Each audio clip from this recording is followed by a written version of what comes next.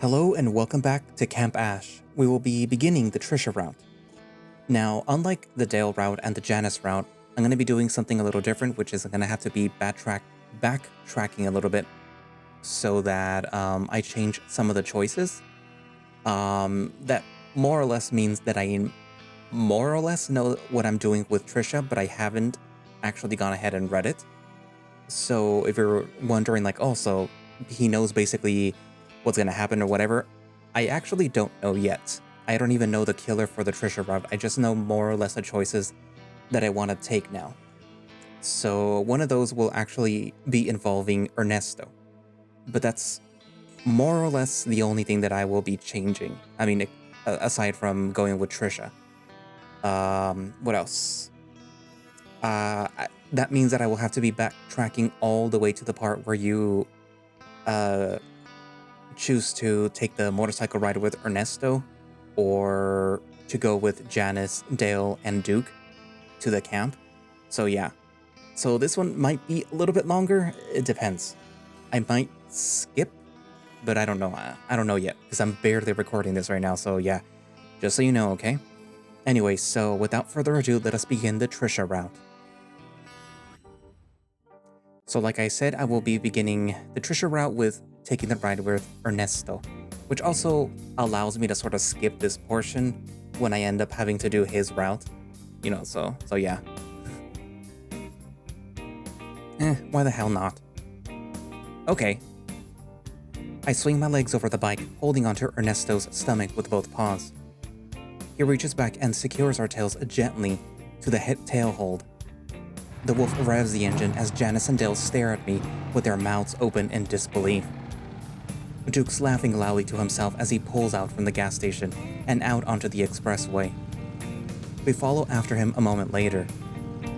Make sure to keep your mouth closed on the highway, Nutria. I'm just about to ask him what that means until a bug smacks me on the side of my muzzle. I keep quiet down the long stretch of desert.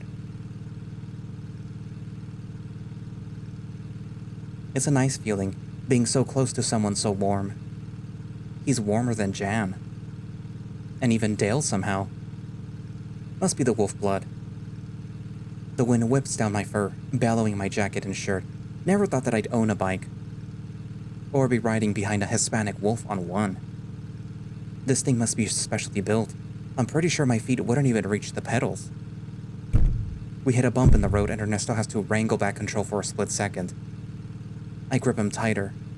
The edges of his muzzle turn to a grin as he guns the accelerator. It is about 20 more minutes until we meet the base of the mountain, the road splitting, narrowing, and quickly becoming more and more steep up the cactus-covered hillside. My arms are starting to get sore. I'm surprised that I was able to hold on for so long, especially with how out of it I've been. We slow to a stop and pull over to the side of the road with the other vehicles. In our caravan, Dale is reading the map to the camp. So, we take this road up. Dale points towards a side road leading up the hillside. Should be a straight shot up from there. Any questions? Ernesto and Miriam shake their heads in negative, and our caravan continues a track up the hill. I'm certain Janice doesn't even bother to look at me the entire time. The road twists and bends below us. Hill after hill of nearly sheer cliffs whizzes past us as we climb into the tree line. Every now and then I peek over, getting an intense sense of vertigo. I just cling harder to Ernesto, and the bad feelings start to fade from my stomach. Thank God that I'm not driving a bulky van up this. Duke takes a sharp corner on the road ahead, and we follow right behind, with Miriam right behind us. Fuck! Before I can see it, Ernesto slams on his brakes, pulling to the side of the narrow road. I look behind us, convinced Miriam is about to slam right into us. But her car pulls up slowly, the Gila taking the curve at a much safer speed. She pulls her truck to a stop when I decide to finally look around Ernesto and see why Duke's pulled over. What the fuck? The road in front of us is split in two. Both paths lead high into the mountain, both away from the cliff face we were climbing earlier. We step out of our vehicles and onto the side of the road. This the right road, Muskbot? Dale fumbles with the map, trying to orient himself with a compass in his other paw. Definitely. Everything matches. The mile markers, the description on the road, the time it takes. We're only 15 minutes away and it doesn't say anything about 2 roads. Maybe they converge later on? Like it's a loop and we just gotta take the right-hand side? That doesn't make sense either. He points to a road. Look, they both have the dividing lines down their center. They're not one-way roads. Chip. Don't panic, it's okay. Look, we're only 15 minutes away. Why don't we just travel down one for 20 minutes, and if we're not there, we turn around and head back to the other road? Sounds like a waste of time to me. You got any better ideas? Yeah, the fat ass should read the map better. Duke. Oh my god. Duke, cut this shit. No bullshit here, ma'am. We're lost, and it's all Dale's fault. Even if that's true... Hey! You don't have to bring his weight into this, man. Duke smirks, ready for the easiest comeback in his life. Enough. Duke scoffs, rolling his eyes. Just pick something, someone. Let's split up. No way. Hear me out. You and the weasel stay here, and I'll take my motorcycle up this road. He points to the left-hand side. If I'm not back in, let's say, 50 minutes, you know to take the other road up to the camp. I don't think that we should split up, guys. That still wastes my time. But if something's wrong, it doesn't endanger the whole group. Don't tell me that you believe that possum. Wow. You're specious as well as just racist. Comes from experience. Duke, you should see what those beaners do at the plant that my dad works at. I'm not a beaner. Now is not the time to be getting into this. We're gonna have to work with this guy, and he's been nothing but helpful since we've met up, man. Of course you'd say that about your new boyfriend. You motherfuck... Dale holds me back from punching Duke's stupid face. Enough arguing. We're voting. Wolf, what do you want to do? Let's split up. Dale's eyes jump to the next person. Split up. If that wolf ends up falling down the road, that is a load off my shoulders. Ernesto growls but doesn't interject further. We should stay together. I agree with Trisha. That is a new nickname for the Hendricks. If something's wrong, it's probably better if we all don't go careening off the cliff. That way there's someone to call for help at least. Well, I think that we need to stay together. We can help each other in case something goes wrong. That leaves us tied. So what's it gonna be, Chip? Should we stay together or separate the caravan? We're going to stick together this time, which means that Ernesto doesn't go by himself right now.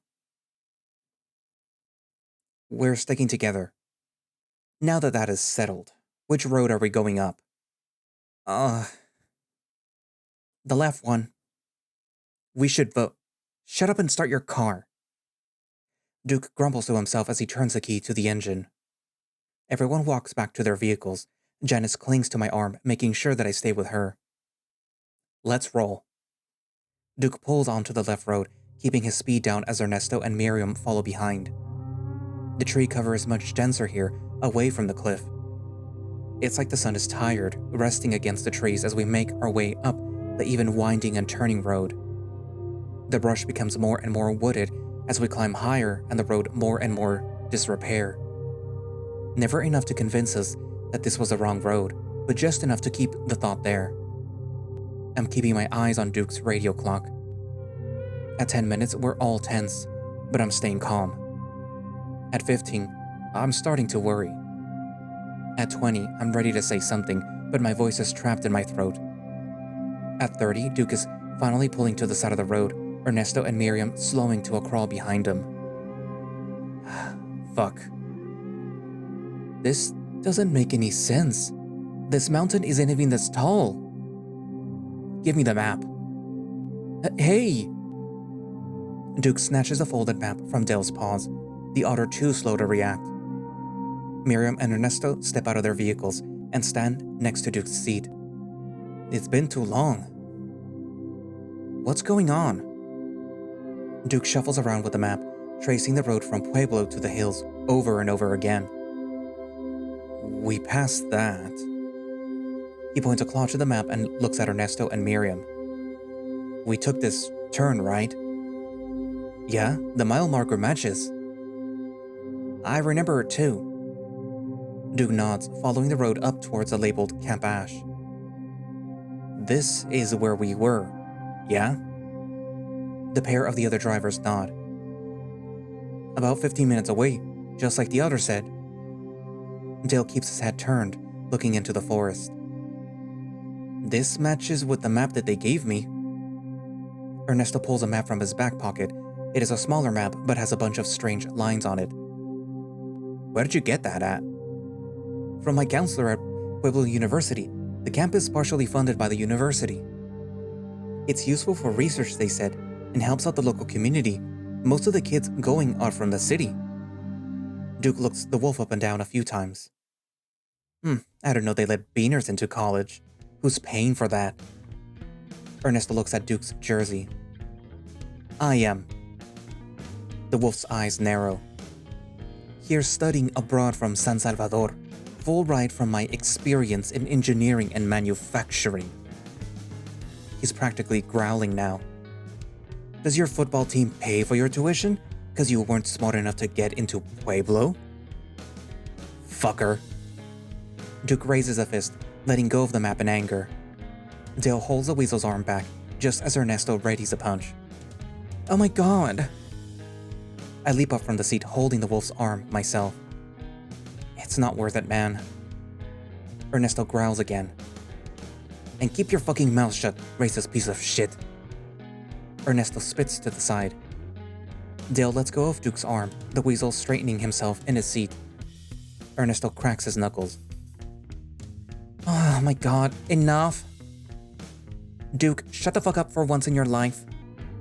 Wolf, chill the hell out or you're gonna have a problem with me. Ernesto stands up straight now. I won't hit a woman. He spits again. Then keep your muzzle shut for 5 minutes. Miriam takes both maps to the hood of Duke's car, laying them flat. Trisha, come check this with me. Trisha hops out of the truck, walking over to the front of Duke's car. She keeps her eyes off of Duke and Ernesto. Do these match up? Do they look the same to you? Trisha spends some time comparing the two pieces of paper, tracing her digits along the lines. It looks the same to me. Janice turns to me and whispers. What should we do, babe? Let's keep cool for a sec. Let the brains figure it out. Janice nods at me. There's no labeled second road anywhere. In fact, based on the topographic lines on Ernesto's map, there shouldn't even be room for them. Have you guys been watching the mile markers? Not closely, but they've been going up. Well, what if in the other road they go down? At least that way we know if it's the right direction or not. Do we just turn around, waste a whole half hour, plus the gas? We don't really have much of a choice. Why don't we keep going? It can't be too far from here if it's the right road, right? Trisha looks away for a second. It's not that simple. And why not? Dale shivers and Duke looks away now. Based on both of these maps and our own speed up the road, we should have hit the summit of the mountain by now. That's not too bad. Maybe the speedometer isn't right up here, or something. Then my odometer is broken too. Dale wraps his tail around his legs. There's no road to the summit. You can only hike there through a couple of miles of wood. We should have either arrived at a dead end or crested the mountain. Even if there was a road, we should have been going downhill by now. What the fuck? No, that's not possible. We all sit in silence for a few moments. Well, let's try the other road? Maybe we're reading the maps wrong? Or they're outdated or something? It's easier to believe that we're doing something wrong than to think that the road is impossible. How old is your map, Ernesto? Maybe they're just both outdated. They're new, for this year's summer camp. It's the one that they're giving out to families and staff to get there. But that means... Let's try what Dale suggested. If the road up doesn't make sense, then we should stop following it. Let's do something that might be right. How do we stop from getting turned around or going too far? We can check the mile markers. I'll do it from Miriam's truck. I'll watch from Duke's car. The odometer too. We can see if we're actually going further than the mountain. Let's get the show on the road then. Everyone nods, mumbling a few words amongst themselves as we prepare to leave. Ernesto hops onto his motorcycle, starting the engine as he pumps the accelerator. I'll go down first. That way we can get back faster if the mile markers go up instead of down the other road. Wait. Ernesto looks up, catching my voice on his ear. We're supposed to stick together. The wolf smiles, mouth catching the side of his muzzle. We voted, remember? I guess we did, Nutria. I guess we did. Duke and Miriam get their engines running and make a U-turn. Our caravan starts the trip down the mountain together. It's even quieter amongst ourselves on the trip down. Dale watching the speed while Janice is supposed to keep the odometer number memorized and watching the clock. I'm watching the mile markers, making sure that we don't skip any or anything strange happens with them. Duke's watching the road, making sure that we don't go careening off a cliff and to make sure that we don't miss any side roads that we might have missed. It's harder to pay attention to anything else, so focused on making sure that we don't get lost. The forest seems to be growing darker and darker, even though it shouldn't be that late. We're on the west side of the mountain too. There shouldn't be any early sunset. I can barely feel Janice's paws digging into the side of my arm after some time. It's been 30 minutes. I can finally feel the numbness in my right paw, like 1,000 daggers poking my webbing. I don't say anything. It's keeping me awake. It's been so hard to stay up. I'm pretty sure that it's because I haven't had a hit in a few days. Janice is probably going through the same thing.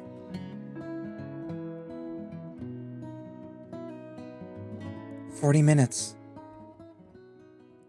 Fuck." Dale squeaks out a quiet whimper. I just have to keep focused on the mile markers.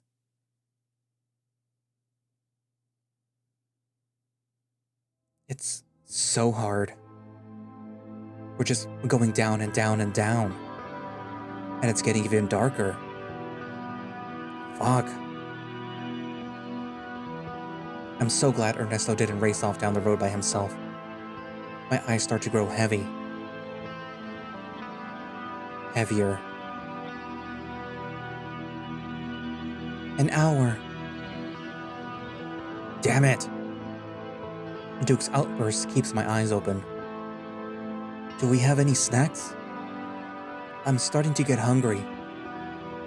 In the trunk. But we're not all pulling over for your fat ass.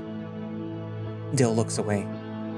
Janice hides the bag of her favorite chips under a few of her belongings in the back seat. What if I just close my eyes? Only for a second. Or a couple. Fuck, that was close. Damn it, I think I missed a couple of signs, but it looks like it's lining up. I don't know how long it's been though. Oh my god!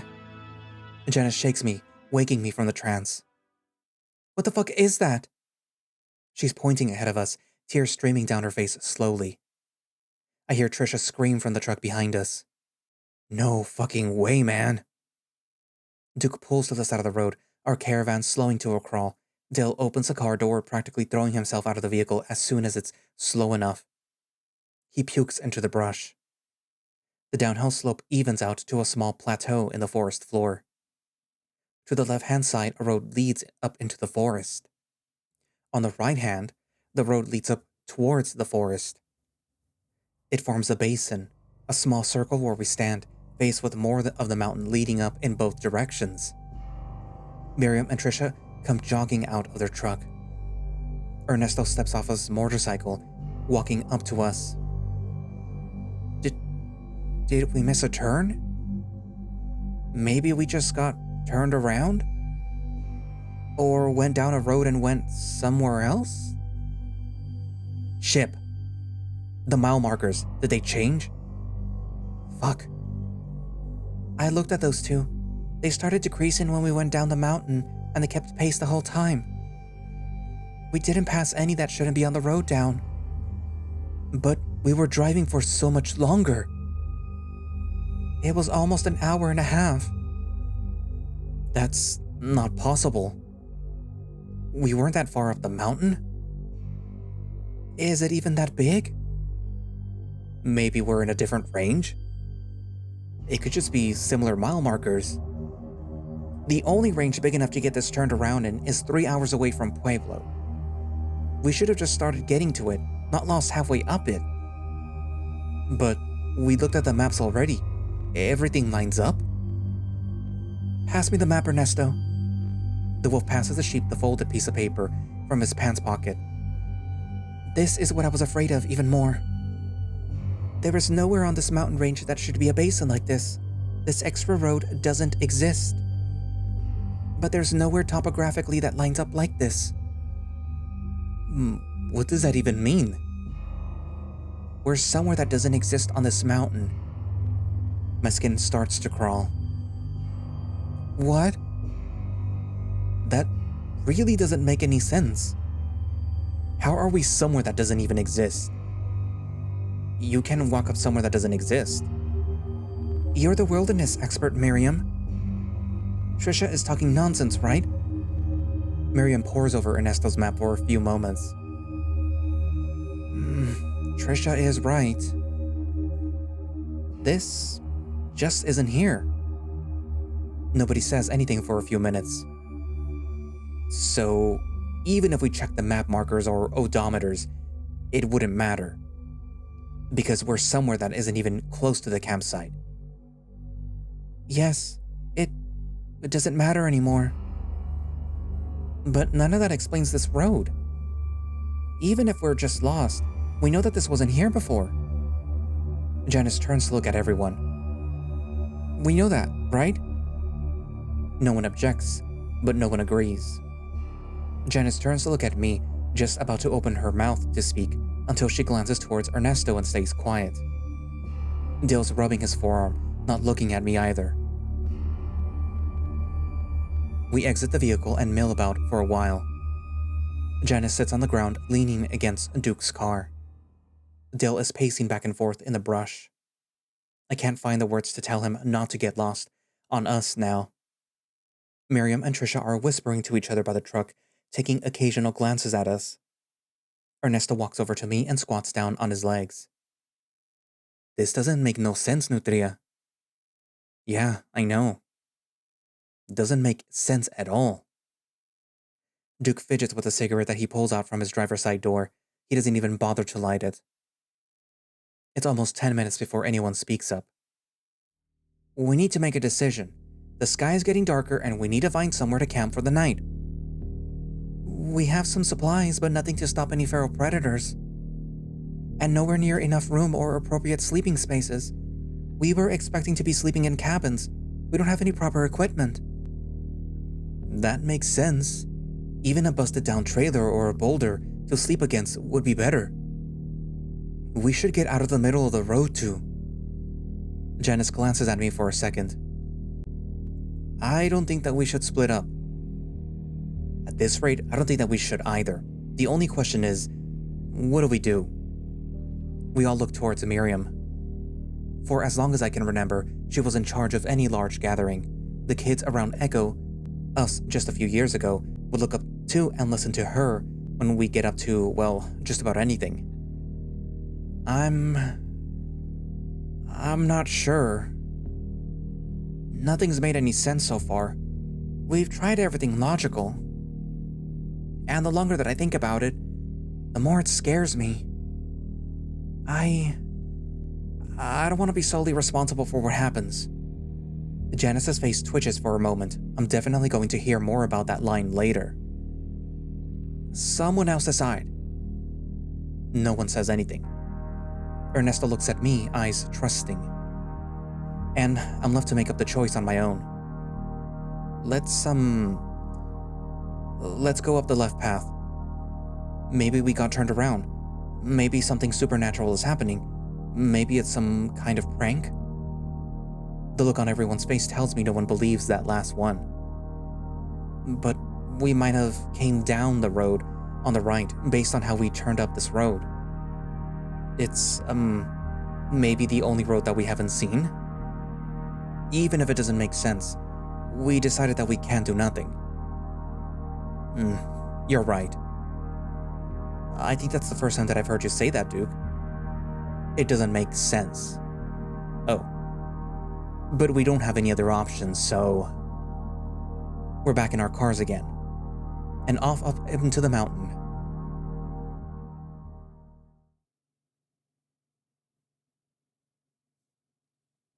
The sun sets on the horizon as the last heat of the summer starts to fade. It's 30 minutes of driving in the dark forest before we see any signs of the camp, anything other than more road. The road transitions from asphalt to gravel. Dale fidgets with the map in his paws. This should be it. Jenna squeezes my paw, Duke nods and focuses back on the road. In just a few seconds, the road turns, and we're met with a wooden fence and a sign. Camp Ash. We pass under the sign and into a looping driveway, meant for drop-offs. There is a long building next to the driveway. A few scattered cabins sit behind it, with more log buildings sitting further behind as the camp becomes more and more hilly. Jesus. God, we finally made it. A few parking spots line the farmost end of the driveway. A rhino wearing a red and black flannel shirt stands next to a pickup truck, tapping his feet impatiently against the gravel. Duke pulls into the closest parking spot, followed by Ernesto on his bike and Miriam in her truck in the next available spot. Duke cuts the engine as the rhino walks to the side of the vehicle. And I'm going to fast forward to another one of the pertinent selection choice part, so yeah. Because most of this, I believe, stays the same. So yeah, I'm gonna fast forward real quick. Now then, because we are not staying with Dale and Janice, we're going to go with Trisha and Duke because, we're going to be doing the Trisha route. So, just so you know, okay? I'll go with Trisha and Duke. It looks like they have the most things on their list. Okay, let's all get going so that we can make it back here. The other groups head out of the front of us, Dale munching on the last of his jerky strip on the way out. Trisha is back at the table, flipping through the rest of the stacks of papers. Almost done back there? Yeah, just putting everything back. I don't want to take the nurse's stuff. Trisha sets the paperwork down, and we make our way out of the cabin. It takes us just a few minutes following the path down to make it to the infirmary. It's one of the few buildings with electricity on the campground. Duke uses the key Ernesto gave him to open the door. Duke fumbles for a light switch as we stand outside the darkened building. He flips it and we follow inside after, closing the door behind us. A few chairs sit on the closest wall. A desk cluttered with papers sits next to a hallway dividing the room into further sections. Looks like the actual treatment room is through there. He points at the hallway. I'm gonna have to stack those papers and make sure that all the supplies are set up for the nurse in the back. Can you guys help organize the desk and tidy up? No problem. Sure, bud. Duke goes through his list multiple times, walking around and finding various medical and office supplies and placing them where they should be. Trisha starts to organize the paperwork on the desk, and I find a broom to get rid of the dust on the floor. You looking forward to going to school, Trisha? Yeah, it might be something different from Echo, even if I do like the town. Are you going to Pueblo, like Miriam? Oh, no, that was my backup because I got a full ride there with my grades. Duke has a sour look on his face. But I got into the University of Southern California? In the City of Angels. Their application process was pretty intense. but I was able to push through with my volunteer work. I'm sure volunteering here helped too. You're doing this for free? Duke drops a cup of the pens he was carrying. Yeah, it was an option through the school. Do you need any help with that? Duke finishes picking up his mess. He brings a paw to his forehead and sighs loudly. I guess it was easy to focus on school when you didn't have to work. Well, I was too busy volunteering to get a job in town. It must be really hard for the Hendricks to give back to the community. There was spit in his words now. Hey man, we already went over this tonight. Trisha is here helping now. She's even doing some of your work for you. Look. The sheep wasn't looking at either of us. Tsk. I'm sure that I could have gotten some scholarship if I could volunteer after school instead of work. Maybe go somewhere nicer than a community college in Peyton. Well, that's nicer than some people. Dale and Chip didn't go to school. I try to tell her that that isn't helping her case of me defending her. Dale's family owns a business, and Chip didn't want to go to school. Ain't that right? Well, And that's not the point. I worked hard for my grades, and I put in my hours for volunteering. What you're not getting is that you had the option to. Not all of us could afford tutors to drive out to the boonies. Not all of us could take time from our actual jobs to volunteer. Not all of us were lucky to be born into the oligarchs of the very town that we live in, Hendricks. Trisha puts down the papers in her paws and walks to one of the chairs and sits down. Her lips quiver and eyes water, but she doesn't break. And Duke looks to me for reassurance on what he just said. That's not cool, man. It's not fair to be mad at Trisha for those things. She did put in the work even if she had help. That's like getting mad at you for your football scholarship. Duke grunts, not bothering to look back at me as he continues to set up. We could have went all the way, Chip, if you would have just went to school with me. We could have gotten scouted after this if we kept playing together, made it out of Echo. Football wasn't my passion. It was just a game that I did in high school. I'm sure your girlfriend being the head cheerleader made it easier. That's probably the only reason that you two got together. If that was the only reason, she would have dated you as a star quarterback. I was a random, no-name running back. You guys were pretty good together. I always loved watching you two play.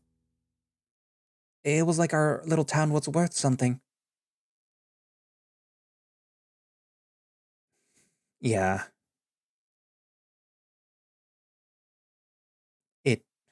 It was. Duke walks to the back of the building, out of our sight. You guys go on up ahead. I'll get up here and get back to get the fire going. Are you sure you want to be alone? Duke doesn't respond. Come on, Trisha, let's go. I offer her a paw. She takes it and I help her from the dusty chair. He isn't worth dealing with when he's like this. We walked a short distance to the other building across the path. There was no electricity, so we'll have to navigate with the flashlight and lantern that we brought from Wickenburg's cabin. The windows are drawn with thick curtains, so we can't see inside the wooden structure. Once Trisha unlocks the door, we find that it's one large room with cheap paneling. A few high tables line the room up and down, stools ready for campers to sit at. A large wooden desk lies at the far wall, the bits and bobs of chalk and chalkboard behind it. It's messy, with various papers thrown around and art supplies scattered different shelves and to the floor. Trisha walks over and sets her lantern on the table. Looks like this is where I'll be teaching from. The sheep reads over her task list a few times. We just need to organize things. I have most everything planned out for me. I just need to double check if it's all there in the morning. Can you help me pick everything up, Chip? We don't have to get it put away, just sort out so that we can go through it in the morning when there's more light. Yeah, Trish, no problem. It's Trisha, Bronson. Trisha busies herself while I do my best to ignore the comment. It was a challenge dealing with the social norm differences the Hendricks had, but it was just another facet to living in Echo. It's a few minutes of fumbling in the dark before Trisha starts talking again. You know, it isn't fair Duke is always starting arguments. especially when they're things people can't control. I didn't ask to be born into money. I didn't ask to be born an echo. I'm just doing my best. I've always been kind to you guys, always invited you to parties and hangouts. Even if it feels like no one wanted anything to do with me. Trisha did always do her best to include us when she could. She was always a little sister though, a year younger than me, Duke or Jan. Not to mention the money differences the Hendricks did lord over the town, even if it wasn't on purpose. You're right, that he shouldn't be starting arguments all the time, Trisha. But you have to see his point of view a bit too. Sometimes it does feel like you flaunt your money, even if you don't mean to. Well, why hasn't anyone told me until now? Have I gone my whole life throwing it in everyone's face? It's not that. Just sometimes when you're talking about money, I'm what? Well, ignorant sometimes. Oh. Like earlier at the gas station, Duke was only looking out for you when he said that we should find a grocery store to get food that you can grill. I just didn't think about it. There was no reason to worry about that little bit of money. And that makes sense for you. You just have to think about what might set Duke off sometimes. It's not fair that we gotta accommodate the weasel, but he's our friend too, Trisha. She takes a few moments to respond. I guess you're right, Chip. Thank you. You know, you're the only one to talk to me like I'm not a little kid. It's always been a little bit isolating. I know you three are a year older and Miriam and Dale a few years older on that, but I'm not a little kid anymore. So it was nice and helpful that you communicated like that for me. Thank you again, Bronson. Anytime, Hendricks. Trisha smiles, covering her mouth with one paw. Come on, let's get this done so that we can get some hot dogs and veggie dogs going on the bonfire. We spend the next hour collecting and sorting the place. We end up having everything on the table, so Trisha has an easier time organizing and double-checking everything tomorrow. My eyes adjust to the low light from the lantern, the warm colors washing over everything in the room. I notice just how pretty Trisha's white fur is under the soft glow of the lantern. Is there something in my fur? She catches me staring, a blush catching on her face. Oh, it's nothing. Your fur just looked nice in the light. I put a finger through one of her curly locks. Thank you. Trisha gently pulls her back in, kneading the strand over a few times. Let's get going. We grab the lantern from the table and head out into the night, locking the door behind us as we climb up towards Wickenburg's cabin. We make it back to Wickenburg's cabin without incident, joining the others in the living room. And I think that this is where I'm going to skip to the tarot part.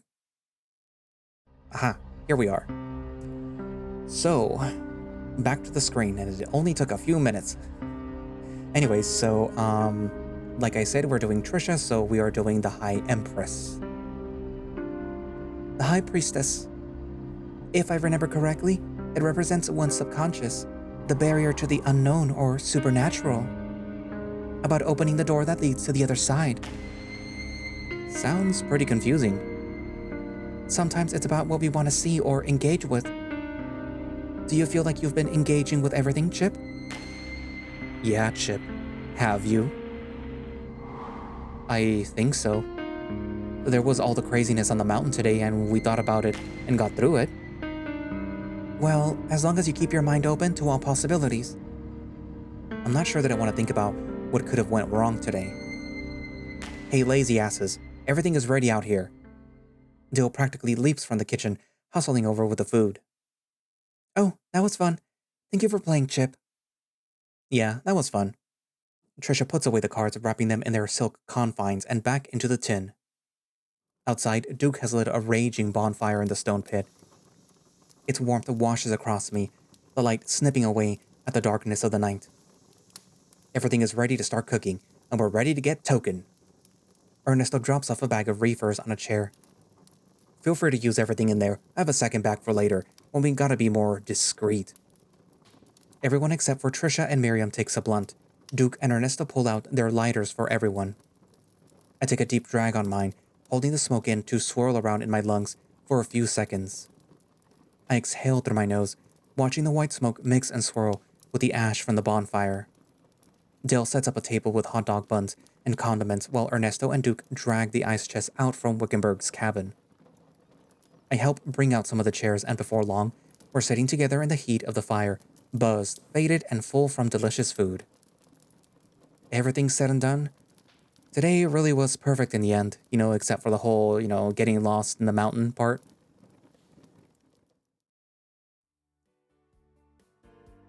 A few hours pass and the bonfire starts to die down. Once it gets too cold, we smother it with a nearby hose hookup and retreat back into Wickenburg's cabin. I think that I'm gonna pass out. We should all probably head to bed soon. No fair. We haven't played any games yet. We did that tarot reading earlier. That didn't count. It was only a few of us. Well, what do you have in mind? I'm not sure. You guys never invite me to stuff like this. Well, what's some stuff that you guys like to do when you hang out? It was all shitty excuses to drink or get high, but we're all pretty messed up already. There was one that we used to play. Spin the bottle. That sounds like fun. Yeah, when we were in middle school, I think. It's a bit different now that we're not kids anymore. And Jan and I are dating. Ooh, you whores. Someone cut her off next time. You guys are kind of whores. Why don't we make it more interesting then? And how do we do that? Well, it's already kinda spicy cause Janice and Chip are together, so if they join and get picked, it'll be a bit wilder. So first rule, they have to play to keep things interesting. Janice looks at me and smiles. We don't have to if you don't want to, babe. It might be a bit of a hoot that way. Let's hear your other rules. And second, and probably the most important rule, is we kiss whoever the bottle lands on. No redos or the closest person of the opposite sex. What? Are you some kind of pervert? I've been trying to tell you the wolf is a fag. Sounds like fun. Jan? I'm with Janice. We might get to see two big, strong boys kiss. And what's a little lipstick between friends if it lands on us? What's your angle here, wolf? Don't you want to see two babes make out? Well, yeah, but I don't want to kiss a dude or see two dudes kissing. And that's what makes it interesting. They're not gonna do it if we don't get involved ourselves. That's for sure. So why not take a gamble, live on the edge a little? I'm in. If Chip's in, of course. I'm not sure. Sounds worth the risk to me. What the hell? I do like to gamble. I guess if everyone wants to.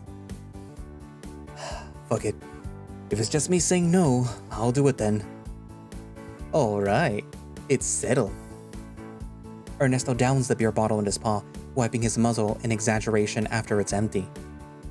Let's get in a circle then. We maneuver onto an open space on the floor, sitting cross-legged in a circle formation. Who's gonna go first? I got this. Ernesto spins the bottle as fast as he can, the container wobbling and howling from its opening. Janice squeezes my paw tight. The bottle begins to slow, wobbling less and less, and it creaks along the floorboard. Before coming to a dead stop, Tip unequivocally pointing at Dale.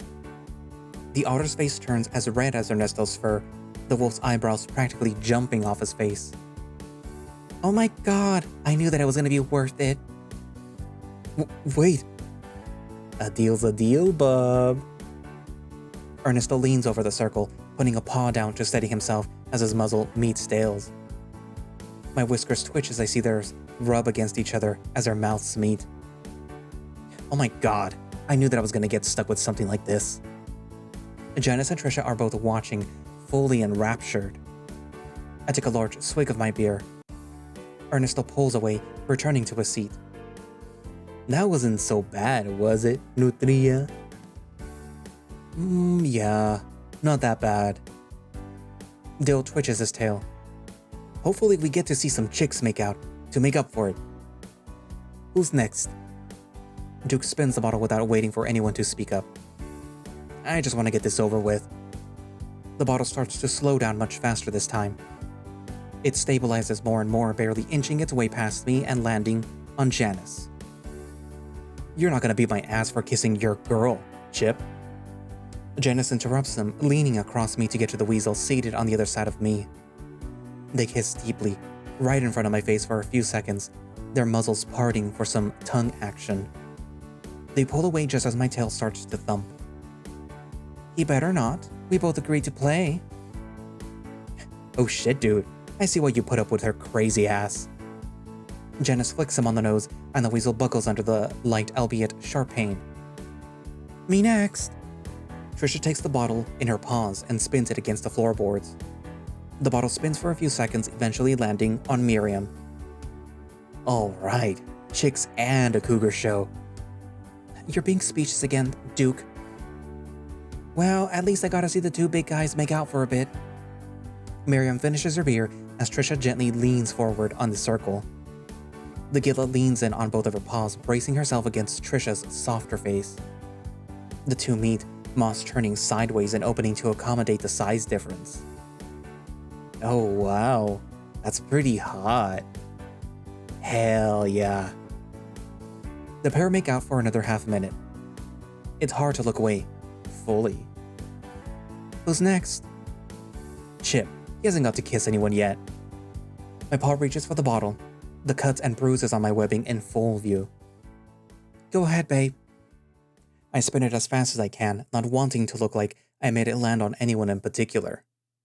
My eyes are glued to the tip as it spins ever slower on the floor. I reach for my beer, but it's long empty. The bottle starts to slow, still fully centered on the circle, not leaning any which way. Until it is on its final breath, its movement coming to an end. Until it lands directly pointed at Trisha. You two are gonna look cute together. I've never thought about the two of us like this before. I lean over all the way towards Trisha. She opens her maw and we kiss. She's gentle and soft, softer than Janice, more demure and willing to let my tongue in without a fight. And then the lights cut out, sending the room into total darkness. Ah! A few screams ring out in the darkness. What the fuck? We all scramble on the floor, tripping over each other in the dark as we try to get to our feet. Ouch! Shit, someone stepped on my tail. Everybody calm down, I have a lantern on my belt. We stop panicking for a moment as the sound of Ernesto's belt rings in the darkness. Hurry up!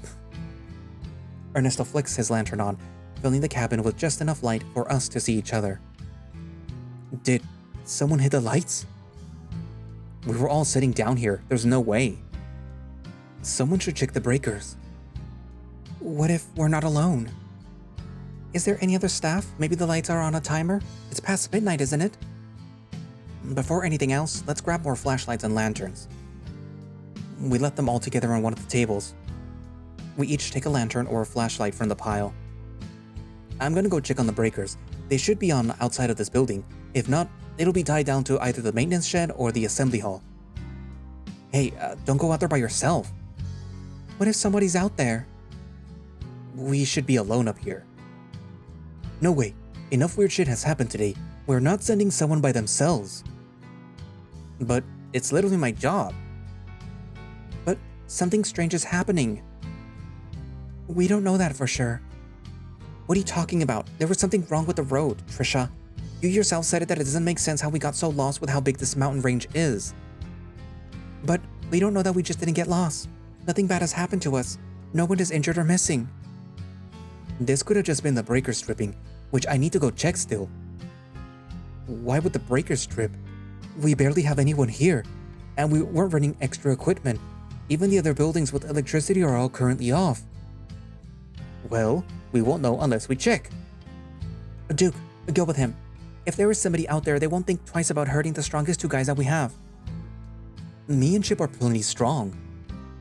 And that's why you're staying here, to protect the ladies. Miriam rolls her eyes. Oh, okay. I got you, babe. I'll help you through this. Janice buries her muzzle into my chest. We'll be right back. Let's go, Weasel. Ernesto and Duke head out through the front door, closing it behind them. I'm gonna go find the light switch. The sheep walks around the perimeter of the room with the flashlight for a bit, stumbling around for the switch. Here it is. The switch is still on. Something outside of this room must have caused the power to go out. Okay, I'm definitely less freaked out now. I still don't like this. Let's just wait for them to get back. Should we grab some weapons? There's probably a hunting rifle by the looks of it. You can shoot, right, Chip? Definitely, but I don't think that we need to pull out a gun just yet. There could be somebody out there. You should get it, Chip. We don't know that for sure, Jan. Let's just, wait for Ernesto and Duke to get back. Should we just try to find the gun in case we need it? Let's not go through Henry's things while he's not here. Some time goes by without much talking, the wait for Ernesto and Duke making us too anxious for much else. Dale stands up from his seat on the couch. Maybe we should go looking for them. Yeah, I'm starting to get worried. We should stay here like we agreed upon. But I'm still worried about them. That's fine. We just need to stay calm in case. Miriam pauses. In case what, Miriam? In case we're all gonna die here? There's an awkward pause between the two of them. I'm sorry. I'm just scared. No need to apologize, Jan. Things are tense right now. The front door opens with a loud creak. Ah! Ernesto and Duke walk in through the door. What's wrong? You just scared her is all. I take it no lock on the power? No, sorry. We found the breakers on the assembly hall, and they were tripped. But resetting them didn't seem to bring the power back. There must be a problem with the power lines along the mountain. Shit, do you think that they'll close us down? Do we need power to cook? It might be annoying, but I'll be able to get everything going without it. Nothing perishable either. There is a fridge for the medicine that needs to be kept cold in the nurse's station, but it has its own generator. The nurse will bring that medicine itself when she gets here, so it'll be fine until then. There's enough fuel to keep the generator going for over a month. It should be taken care of before the kids arrive, if it's a downed power line. Let's head to bed. My buzz is long gone. It's gonna take longer to get everything done without electricity too. I want to stay here, together with everyone. I have a feeling if Henry catches us co-editing it up, he's gonna flip. He's already threatened us with no pay once. I don't want to add on to that. Duke's right. Well, what if we stay here and the boys go to their cabin? There is only one door for the staff cabins and they lock. The doors here don't lock? There's more than one? There's 3, yeah. Only the master key locks and unlocks the doors here. If we get separated, it could be really bad. I don't think that it even unlocks all the doors here. I'm pretty sure only Henry has the key to his room too. If you're that scared, we can take some furniture from here and barricade the door, in addition to locking it. Okay. I'm just scared. The staff cabins are less than 200 feet away from each other. Just holler or come running and we'll be there. We gather our luggage and head outside. We agree to meet back at the mess hall when the sun is up and head our separate ways to the staff cabins. Ernesto unlocks the door and we head inside. Inside is dusty but clean. A table with 2 chairs, a couch, and lockers make a small living room. 2 sets of 2 double beds line up against the opposite walls, making up the bedroom in the single-room cabin. Not as much privacy as I was hoping for, specifically seeing as we're staff and all. At least it isn't bunk beds. Hopefully the staff showers and restrooms are better. We settle in unpacking our things and choosing a bed. I'm so beat. Been up almost 20 hours at this point, and I drove all day. Duke takes off his shirt, practically belly flopping onto his bed immediately after. Ernesto strips down to his underwear and sits on his bed. We should probably take a shower. But it's gonna smell like otter anyways, so it's not gonna help much. Hey! Don't bother. Plus, he's probably right anyways. I take off my shirt, too tired to undo my shorts. Dale looks around, a warm blush visible through his fur. He takes off his shirt and pants, but quickly pulls on a red tank top. Aren't you hot? I just, feel more comfortable with it on. Dale manages to get underneath his blanket before rolling onto his stomach. I turn off a lantern from the table, the room falling into darkness, and take off my shorts then. Easier to rearrange myself when no one's looking. I'll just sleep like this. It's just us guys here anyways. I'm gonna knock out now. Hope this hangover isn't too bad. I hear them turn in their beds as their sheets ruffle. It's quiet now, and I feel alone.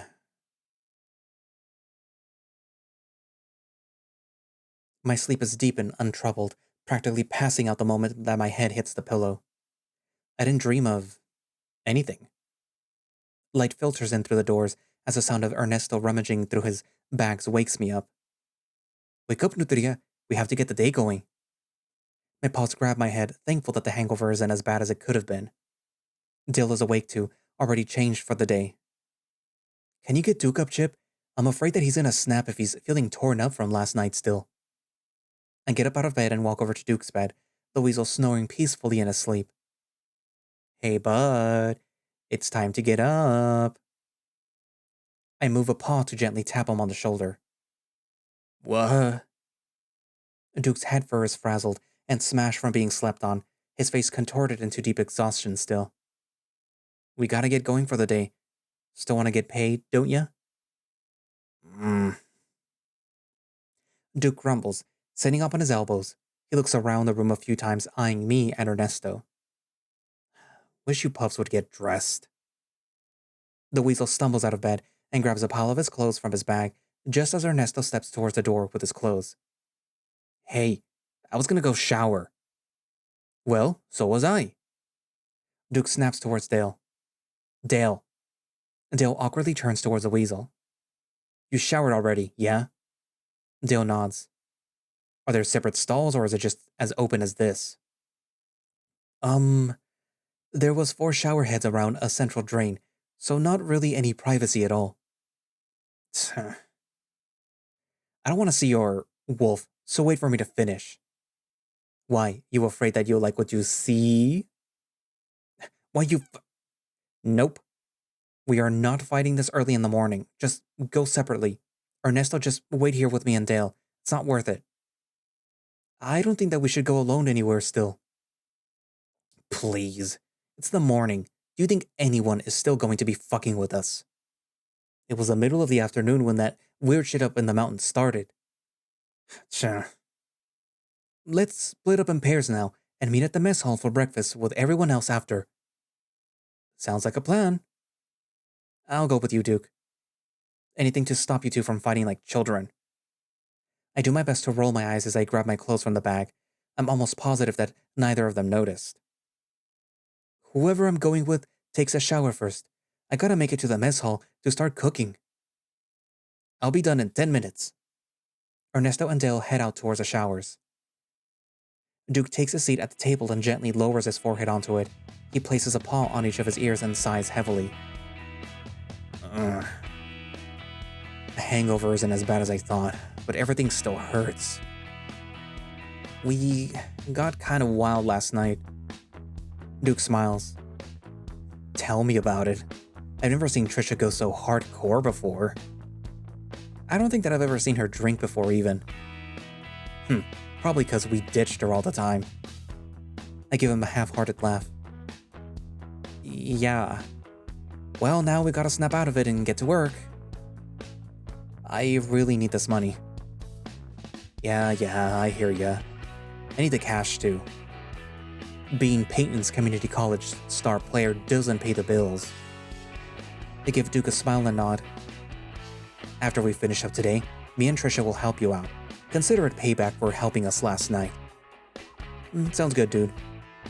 Duke starts to strip down to his underwear, oh my god, which is just a flimsy jockstrap. He catches my contorted face. What? They're comfy and I have a ton of pairs from practice. They do hold the goods pretty well. But why are you wearing them now? I don't want to walk back after we shower. Plus, you're already down to your skivvies yourself. Are you just gonna leave it there? Why not? We're the last two guys on side right now. I'll put him behind something in case that rhino comes back and needs a shower. He stuffs his dirty clothes from yesterday into his bag. You worried that your new wolf boyfriend will get jealous? Can it, Duke? The weasel snickers. I can't help playing the fool. Then maybe you should play it better. A few minutes later and we decide to walk to the showers. There aren't any signs of Dale or Ernesto. And thankfully no signs of the ladies while Duke's ass cheeks are bare to the world. We walk into the men's side. The towel floor is wet and smells like dog. There are shelves with towels and soap available for us. We each grab a bar of soap and a towel, hanging the towel on hooks next to the shower room. The shower room is end-to-end on the clothes wall, with a tall dividing wall between the men's and women's side of the building. No way for peeping, but sounds will definitely travel through. A single spigot with 4 shower heads sits in the center of the shower room. Duke slides off his jockstrap and places it hung from an empty towel hook. That's kinda nasty, dude. You haven't showered for over 24 hours. It's not touching anything. Plus, I don't want to get it wet. I take off my own underwear and toss them in front of the towel cubicle on the floor. Duke takes the 4 shower head and turns it on. I take the closest one and we end up facing each other awkwardly. He lathers up with a bar of soap and places it on the holder underneath the faucet heads. I take it and start applying it to my arms, having to scrub extra hard through my fur. It's an anti-musk one, but it's going to be hard to break down my oil coat.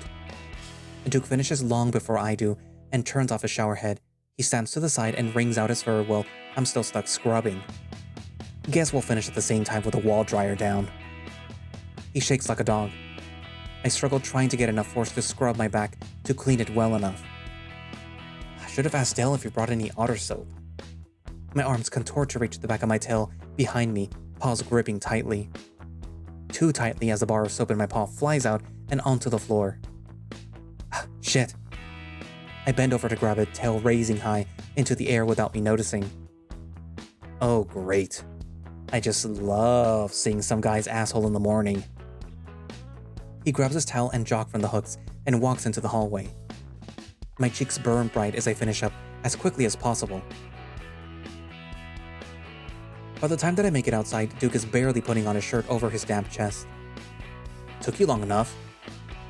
Yeah, but I'm completely dry. I shake my arms for emphasis. We get dressed and make our way outside. We start to make our way down the hill to the mess hall. You know, you pissed off Jan when you went with that wolf. Oh. Figures that you didn't know, Bronson. Just wanted to look out for my friend and let you know. 'Cause Janice is my friend too. Is that why you were such an ass about it? Duke spits to the side. Part of the reason. So, I was kissing Trisha. Well... Don't be shy, Bronson. I already know how it is to kiss Janice after all. I'm sure you two made out before last night. Yeah. I'm pretty sure you've taken a picture or two of it before even. So, is this really even fair? Besides, Trisha isn't usually like, well, us. That's the fun part. What do you want to know? You fancy her? Duke's face goes flat. A Hendrix? Hell no. Spoiled brought the lot of the whole of them. You know, you put a whole lot of worth into ramblings of a very old and very senile man when it comes to the people of Echo. You should know that I don't listen to all of them. And how would I know that, when you always bring it up? The Duke takes a long pause. Because I still talk to a Bronson and an Adler. We make it to the mess hall without any more conversation. Dale and Janice are behind the counter when we arrive, the two preparing breakfast for everyone else. Things are a bit slow going without power, but the two manage so well that I don't feel like the need to help out. Trisha and Miriam are at the table closest to the counter kitchen, with Ernesto next to them. There is more than enough room for everyone at the same table. We take a seat next to everyone else, joining the larger group. How'd you boys sleep? Wasn't too bad. Except for the otter smell. We all kinda passed out. Long day and all. Must have been nice. Janice wanted to be comfortable, so we just had to barricade the door is all. But it took an hour until she was happy with it. It wasn't that hard. She didn't make you carry the heaviest things. Or take it all down in the morning. That sounds dangerous if there was a fire. How early did you all get up? We didn't see or hear any of y'all this morning when we were getting ready. We talked to Dale, and the three of us made it to the showers about the same time that he did. I'm surprised that you guys let Dale go by himself. He went without telling any of us. Well, it's been light for a couple of hours now, so I'm kinda surprised that it took him this long to start helping Jan out. Shouldn't Henry be back by now then? What do you mean? Well, he said that he wasn't gonna drive back last night. It was too dark. If he was so focused on being here and making sure everything was ready, don't you think that him and the nurse would have been back as soon as possible? It's even more light in the city earlier too. The mountain hides a lot of the sun from hitting us. Early sunset and late sunrise. Do you guys think that they're okay? Maybe the road is still weird. If anyone knows the way up and down the mountain, it would be him. There must be something wrong then. Do you mean like his car or the mountain? Breakfast is served. Dill drops a large platter of food in the center of the table. The conversation stops, everyone too tired and slightly hungover to resist the hearty breakfast. Enjoy, everyone. Janice brings plates and utensils, and we all grab bits of food. They even remember to cook extra portions of veggies for Trisha. Muchas gracias. Ernesto grabs an extra large helping of sausage. How'd you guys get meat with the fridges down? There's a... Dill interrupts himself with a large bite. He continues talking with his mouth full. Freezer that. More munching sounds. And... The rest of his words are unintelligible. There's a small gas-powered freezer. Keeps everything cool without needing electricity, and I'm pretty sure that it's a backup. Henry must have turned it on a few days ago when he arrived and placed a fair bit of perishables in it. Should we save it for the campers? There's not enough room to feed all of them, with no electricity from it. If it doesn't get fixed, that will be the least of our worries. Dale swallows with a loud gulp. There's enough non-perishables to last all of them till the end. Though it sure will get bland if that's what everyone has to eat the whole time. Maybe we can throw a giant barbecue if the rest of the meat starts to go bad. Have another party like last night. Trisha grabs her head, moaning in a clearly exaggerated manner. Oh, I don't want to think about last night. My head is still pounding. Everyone laughs. We're just trying to get you ready for university life. Private school kids like to party hard. You didn't drink that much, Trisha. But I haven't drank before. She slaps down her forehead to the table, narrowly missing her plate. Trisha lets out a pathetic whine. Miriam pats her back a few times, while Janice shakes her head in negative a few times. This food is so fucking good, Janice. Duke says it as he takes a large bite of bacon. Oh, okay. Wow. She takes a second to process the compliment. Thank you. You two are really good cooks, super used to each other in the kitchen too. You guys cook a lot together usually? All the time. Dale stuffs his face with another bite of food. You two live together? Oh gosh, no. We work at the town's local diner. My father owns it, and he's how we got into contact to work here. How long have you two worked there? Practically my whole life. As soon as I was old enough to not burn myself on the stove, I started cooking my second year of high school. I started my second year of high school too, a few years after Dale. Needed some extra money to help pay for my cheerleading outfit, and the extra cash has been nice. You guys going to school over at Echo? Is there a community college there? Nah, we're taking some time to work. Or hopefully find something better. Aw, I thought you liked working with me, Jan. Dale puts a faux pouty face. I do like working with you, big guy, but if I have to stare at your greasy muzzle my whole life in that hot kitchen, I'll lose my marbles. I'm going to school over in Peyton. It's a small city nearby, but it has more amenities than Old Echo. I'll be starting at a private school the next state over, in the City of Angels. It's nice to see the young folk planning out their lives. You're like 3 years older than us, dude. But I'm older, so that's what counts. He sticks his tongue out through his muzzle. Ha ha ha ha ha. We eat the rest of our food in relative peace.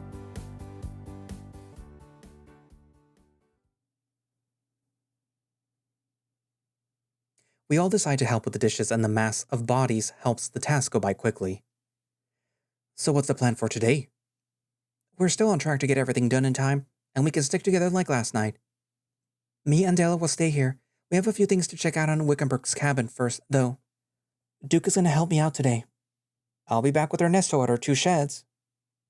I'll have enough time to finish near the boathouse. I didn't get a chance to check out the boathouse last night, but there isn't a lot on my list. Most of my duties are paws on with the kids. It should be easy with the tool that I'm going to go with for help. Sounds like a plan. We'll meet back here around 1 p.m. for lunch. Sounds good. We start to head out of the building. Chip, can we talk?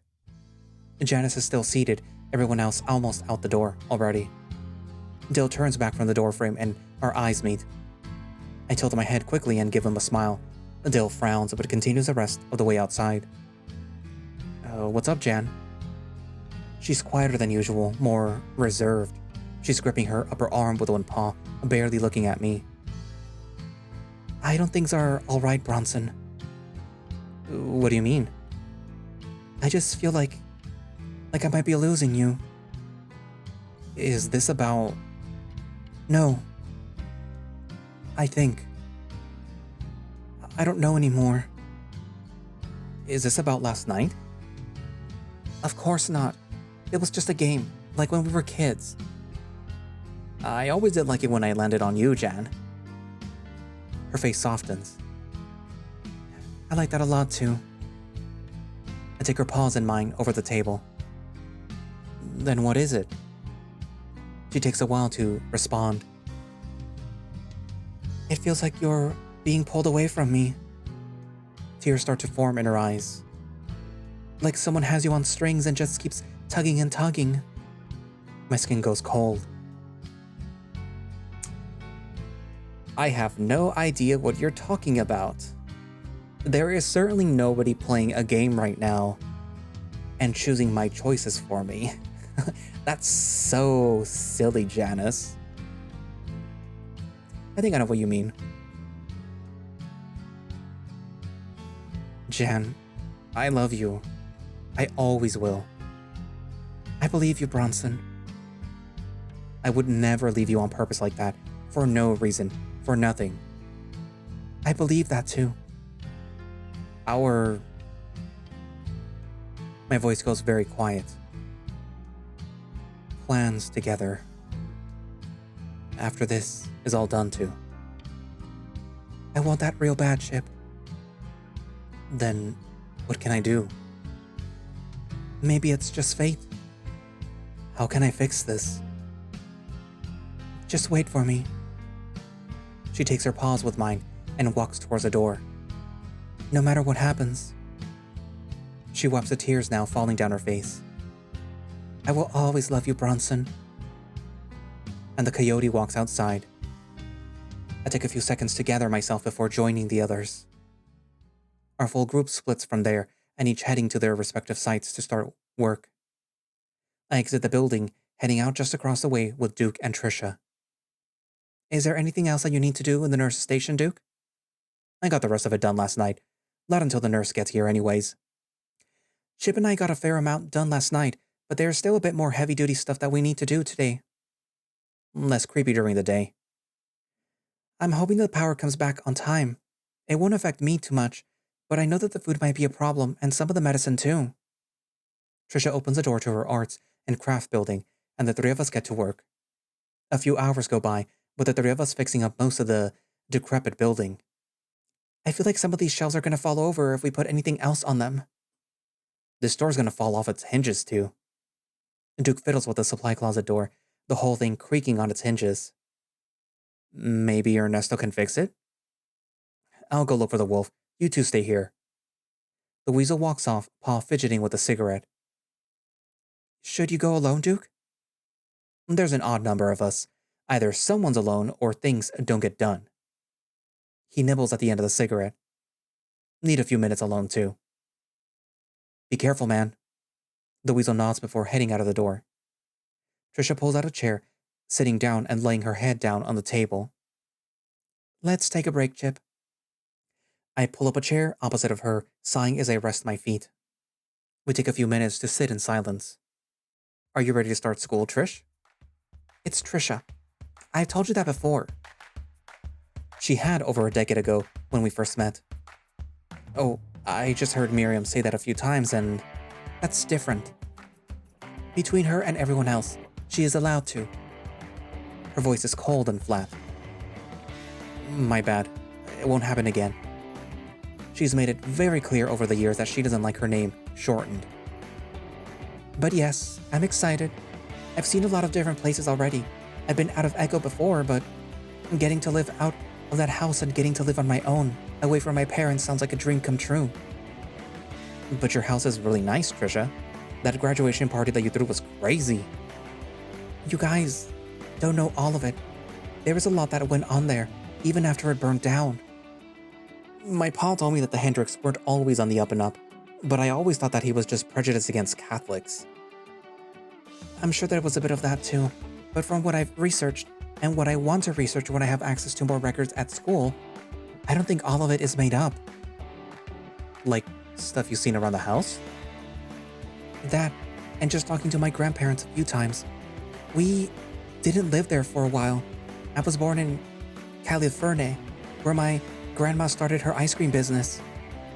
My dad bought the land around the mansion when I was young, and we moved in when I was a toddler. I remember my mom being against moving back to the desert, but Dad said that we needed to go back, that it was where our family belonged. I haven't seen most of my grandparents since then, though. Anytime that I bring it up, when we would visit their place, my mom would scold me for it. Yeah, I remember hearing you guys moving back was a big deal with my folks. One of Pa's wives was all over the gossip and news of it. Always the talk of the town. Happens when you're the nation's leading ice cream baron. Trisha chuckles, standing back up and stretching a few times. Sometimes, I just wish that it was quiet, to be honest. To just live a normal life, go to school, get an education, do the right thing. If you were a normal gal in Echo, all of that would be extraordinary, Hendricks. So, you're saying that I'm special, Chip? Of course you are, Trisha. Every girl is special. Am I special to you, Chip? Of course, you're Hendricks. Hendricks. That's not what I meant. Then what did you mean? Well, some things don't change about Echo. And what's that? She takes a few seconds to think. That all the otters who live there dry out in the sun till their brains melt out of their ears. The sheep chuckles, rolling her eyes. You're too much sometimes, Chip. You know, Janice tells me that all the time. I can only imagine. You know, I'm surprised you guys took this gig. I think it's pretty funny how we all ended up out here. Yeah, it wasn't something that we'd normally do. Is your job okay with it? I remember hearing that they were hard asses about your scheduling from Janice. Yeah. Things were a bit slow at the plant recently, so they didn't mind too much. That's good to hear. Hey, don't you think that it's funny? That it's all just people from Echo working here? Well, that and Ernesto. I'm sure that we'll all get a few more people with the counselors too. They don't need that many adults, do they? I guess so. It's just odd. Miriam told me about it because Pueblo was advertising it, and that makes sense Ernesto grabbed the spot. But why didn't any other kids from Pueblo take any other jobs too? The whole school knew about it? I'm sure not the whole school, but Miriam said that there were flyers and stuff, so enough people had to know about it. Hey Chip, When did you guys get this position? Well, Dale told me about it just a few days ago, like the day before we left. Him and Jen had signed up for it about a month ago, but the swim instructor position was still open. Did you have to apply for it? No. Dale just told his dad, and I think that he made a phone call. I think that they heard that it was an otter and just gave me the position. Didn't it seem odd too, that Henry was just waiting for us? Like he didn't mention anything about any other workers and left to get the nurse? That means that it's just us, right? There's no other services or activities that they need staff for? I mean, that could mean anything. Maybe he just needed Ernesto as a groundskeeper, or... I'm interrupted by Ernesto opening the door to the building, the Duke following right behind him. The wolf has a tool belt on with a hammer in one paw. Hola, here to fix the door. He walks over to the door and starts feeling around for the issue, pulling a few nails from the tool belt and placing them in his mouth as he starts to hammer away. Figured that it wouldn't be too hard, just had to find him walking about. We didn't have anything that we needed here anyways. Thank you so much, Ernesto. The wolf mumbles a reply, nails still held in his mouth. You know, we only have a bit more to do here. I'm gonna head back to the mess hall and wait for Janice and Dale. And Duke manages to shout over the hammering. Ernesto stops hammering for a second, giving a thumbs up with a free paw, returning to his task as the weasel heads out the front door. He doesn't do a good job of sticking together. He's been like that since he was little. Worked out really well for being a slippery quarterback at least. Why didn't you stay in football, Chip? Go to Pueblo on a scholarship. You were really good at it. Ernesto finishes his hammering, nails out of his mouth. You play football, Nutria? I used to, in high school. Was on the team with Duke. How come you didn't go to Pueblo? We could have been dorm mates, guapo. Trisha raises an eyebrow but doesn't say anything. It was really mostly Duke's thing, and I got all that I wanted out of it. Grades weren't good enough for Pueblo anyways. Why not paint community college with Duke then? Didn't have any time with work in the way. Bah, there's always time for sports. Ernesto walks over to the shelves, finding out which one needs to be secured by fiddling with them. It's so crazy that these things are falling apart after just a year of sitting here. You would think that they would have been secured by now. Lazy gringo groundskeeper. Ernesto gets down on his knee and starts hammering in a few metal braces. Should be done in just a little bit. Trisha covers her ears, the pounding closer than the back door. We're gonna wait outside for you to finish, Ernesto. Call us if you need anything. The wolf responds with a thumbs up as I follow after Trisha. Trisha leans against the side of the building and I stand in front of her. Trisha giggles into her paw. Did you have any fun last night, Chip? At the party? Yeah. I'm surprised that we don't have a worse hangover, especially after we popped your alcoholic cherry. Not that silly. Also, do you have to be so crude? You remind me of Duke sometimes. If not the party, then what? Our kiss. Oh. Well, that was just a game. It was fun in the moment. Well, that's all that I wanted to hear. That's it? That's it. Did you like it? I did. Wasn't as fishy as I was afraid that it was gonna be. That's specious. That's like me saying that you were gonna taste like grass. Only you would admit to knowing what grass tastes like, Bronson. You got a real way with words, always tripping me up and over everything. It comes with dealing with you guys for so long. Dealing with us? Well, you guys weren't always the nicest. And recently, mostly since high school, I don't think that you'd all talk that much to me. It's been kinda hard. Trisha. But this was fun. Thank you. I'm serious. We didn't mean to. Save your apologies for when I'm not having fun. Have you really never had beer before last night? Never. It was fun trying new things, even if things are a little scary up here. We're all pretty stuck, aren't we? We'll make the best of it. I'd like that. Wanna try any pot later tonight? Pop that cherry next? No thanks. That stuff stinks. I can't stand the smell of it. You guys are lucky that it didn't get caught in my fur. The beauty of smoking under the stars. We relax in the shade for a while, cool wind on the hot summer day. Ernesto slams open the door, smile on his face. All done, Miss Hendricks. Shall we head to the mess hall to meet the others for lunch? Sounds like a plan. Trisha locks the door to the building and heads off towards the mess hall with Ernesto. I follow behind them. Everyone makes it back to the mess hall around the same time. Janice and Dale are in the back, reassuring everyone that they have it mostly prepped already as we settle down at the same table from earlier. It's so hot out tonight. Not as hot as Echo. Or even Pueblo, to be honest. Then why do I feel like I'm melting?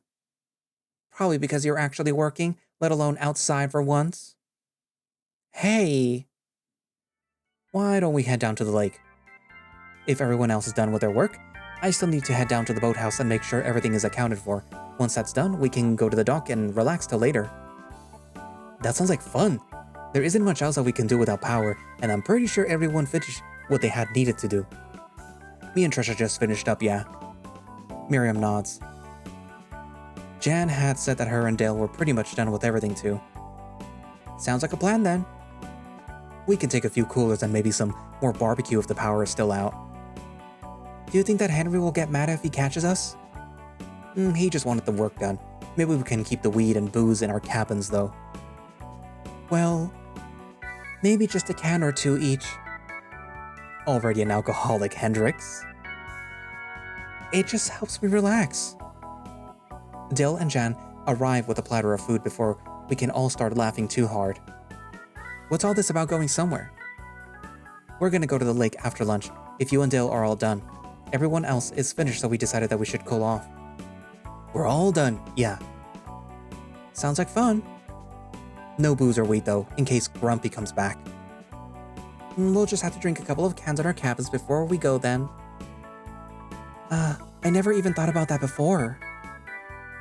We'll make a lush out of you yet. We finish with lunch and help Dale and Janice clean up before heading back to our cabins to change. Dale shuffles over to a corner to undress, while Ernesto comes and talks with me as the four of us get ready. I'm still worried about the power. I tried making a phone call to report it to get it fixed, but the phone line is down too. Someone must have noticed by now then, right? Maybe that's where Henry is too? Maybe he's making sure that it's all taken care of. I hope so. Maybe he's stuck in a road near a down power line or something. Maybe that's how we all got turned around. I don't think... Here's your beers, fags. The Duke passes us each a can, his dick swinging with his insult. Hey, lardass. The weasel stops behind Dale. Left your beer on your bed for when you're done hiding your boner. I'm not... Before Dale can respond, the weasel rears his paw back and smacks Dale's admittedly fat ass. Hey! The weasel snickers as he makes his way back to his belongings. Me and Ernesto don't interject, the two of us choosing to just finish getting dressed instead. Dale shuffles back over to us once he's finished changing. Was that so difficult, Nutria? The wolf turns to Dale. It feels like more weight than being naked. Looks good on you. Ernesto makes a show of grabbing the bottom of Dale's stomach and giving it a firm shake in his paw. You're a well-fed businessman. Your survivability and genes are good for lasting the long winter. There's no long or cold winters in Echo. Then he's sure to survive and bring many offspring. He's not Mormon like Bronson is. Oh, you're Mormon? That certainly explains a lot. I'm not practicing, we know. If I was, they might send me to that one compound up north. Having a compound sounds like a cult. I know. I can't exactly just move out of my house just yet though. Maybe you'll get enough from this job? Yeah, maybe.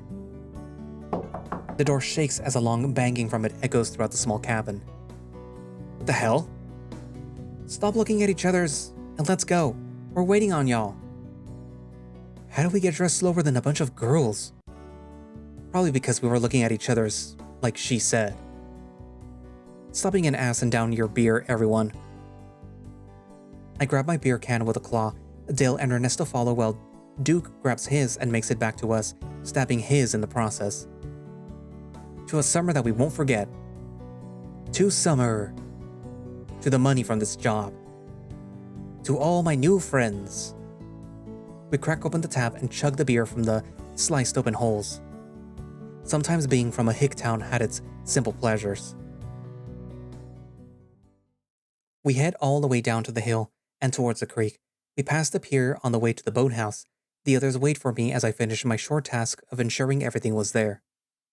Satisfied, we head out back towards the pier, ready to enjoy the summer sun, the cool water, and a light buzz.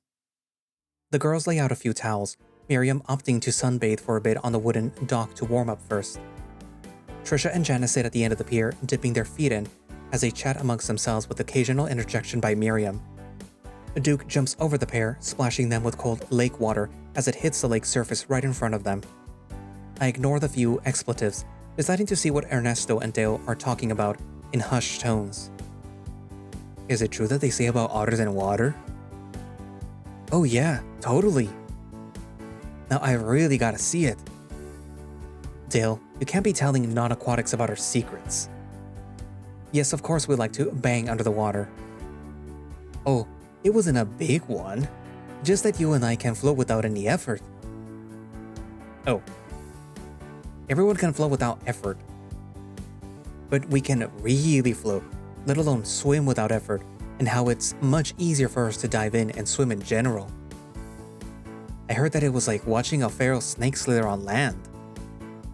Huh, it kind of is. We do a kind of wiggly thing. You guys should show me. I mean, it's how we swim. There isn't anything to show. It does look a little funny when I do it too. Dale grabs his stomach the same way Ernesto did earlier. With my good genes and all. Well, I haven't seen it before and it sounds cute. Cute? Let's just show him, Dale. Before you pop a boner. How deep should we go? We haven't been here before, but we should be able to go pretty deep. There's 2 otters here, so there's no way one of us could drown. I grab Dale's paw, leading him to the end of the pier, opposite of Trisha and Janice. Let's jump in together. Otters don't separate after all. He nods and takes a few steps back. We get a good running start and jump in together, slipping beneath the waves with barely a splash. We're swimming down into the cold water together in less than a second, our fur and rudders helping us glide down with ease. The water is clear and clean, much better than Lake Emma. I don't feel like I'm going to get tetanus if I touch the bottom of the lake. We're far from the shore in just a few seconds, swimming paw in paw. We're already 10 feet down, a sharp drop off from the edge of the lake. Down a bit further, the rest of the body of the water opens up to us, light barely filtering down as we hit 20 feet down from the surface and much further from the shore. Rainbow and brown trout swim past us. I have to suppress the natural urge to grab a bite out of them. Just a few seconds more and we're 30 feet down, the open part of the lake in front of us. It's not too insanely deep, probably no more than 50 feet. The water pressure wouldn't change unless we're at the absolute deepest parts, and from there we can push off the bottom and find the surface easy. Not that we'll need to for a while. I look back, pulling Dale back by his paw to remind him that we should get our bearings before going any deeper. The shape of the dock is distant, and there is almost no way for the others to see us, even with their heads under the water, our eyes a bit different than theirs. Dale motions an opposite to the pier, and I turn to look. The pure blue and giant expanse of the lake hangs above and below us. The bottom is almost spotless with only a few fishing lines splattered about, a far cry from the litter and filth and slime of Lake Emma.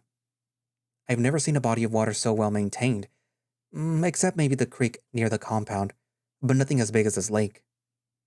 I felt like I was supposed to be here, to be in this beauty and force of nature. There was enough fish for me and Dale to catch, and with the depth, it wouldn't be that hard for us to separate and catch enough. I bet we could even live here at this camp, hunting and gathering like our forefathers, given to the otter of it all. I turn towards my best friend, towards Dale, and smile. He smiles back, awestruck just as much as me. We stay down for a few more minutes, paw in paw. The both of us head to the surface, not bothering to swim back to the pier just yet. We breached the water together, taking in a deep breath. The both of us could have held it much, much longer, but I don't want to scare Janice too much. You assholes! I hate it when you do that and disappear for so long. She shouts clear as day from the pier. We weren't even gone for that long. But you don't know the water like at Lake Emma. We know it better than Lake Emma. Yeah, it's crystal clear that we could see almost the whole thing. There's tons of trout too. We might not have to eat canned stuff the whole time. I can't see Janice roll her eyes from this distance, but I can feel it. The group talks amongst themselves quieter than we can hear. Race you back? You know it. Hey Ernesto, we're gonna swim back now if you want to see. I make sure to shout it. I can't hear his reply, but his tail goes straight up as he heads to the edge of the pier and focuses all of his attention on us. On 3. 1, 2, 3. We take off together, racing back towards the pier. The group cheers us on, jeers and shouts of encouragement rushing past as we race to the pier. Gliding over the water is easier than running, but Dale has more practice than me in the water despite his size. I didn't always have time to swim as much as I should have after work, but Dale always made time to get a few laps in after a shift at the diner. Those early morning swims made him smoother in the cold lake water too. I'm almost out of breath in the short time that it takes me to get to the pier. Going my full speed takes a lot more out of me than casual swimming. I reach a paw out, ready to grab onto that ledge and claim victory, but by the time that I hit the ledge, Dale is already pulling himself out of the water, having made it a few seconds before me. Good job, Dale. Yeah, nice one, fat ass. Dale pants as he tries to gather his breath. Ernesto helps me up, his tail wagging almost violently. You guys were so fast. That was so fun. Janice pats my back a few times as I also struggle to catch my breath. You're not built for sprints, babe. You gotta pace yourself better. It was a race. I managed to eke out between deep breaths. Should have made it a longer race. Should you guys be doing that on a buzz? Miriam chimes in from her sunbathing position. Probably not. Dale says as he walks off, starting to spin from the exhaustion and alcohol. A small wave of nausea hits me as I realize that he's definitely correct. Dale breaks away from the small crowd of spectators and stumbles a bit before making it to the edge of the pier. Ernesto goes to grab him, trying to stop him from falling in, but Dale jumps backwards at the last second, falling into the water.